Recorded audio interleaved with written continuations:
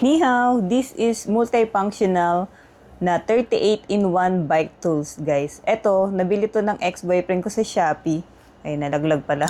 Ito, magnetic siya, guys. Very quality siya, guys.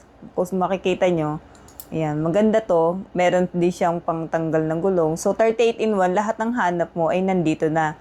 Meron din siyang pambukas ng debote. At meron din siyang mga parts ng mga sa gulong, yung parang mga wire. Di ako expert sa bike eh. Pero yung ex-boyfriend ko, expert siya, guys. Tapos ito, as you can see, makikita nyo to.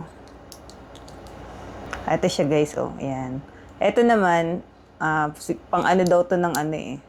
Ng kadena. Ito. Tatanggalin nyo lang to, guys. Tapos ito ang pang ano ng kadena.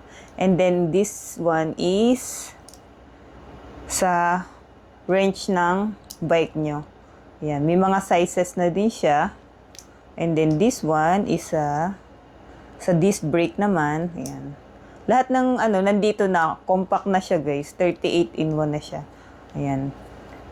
Tapos dito naman, ayan, dito, kanina hindi ko anong buksan to eh. Pero so ito, ayan, detachable. Magnetic din siya, guys. So lahat ng sizes ay makikita mo na siya dito.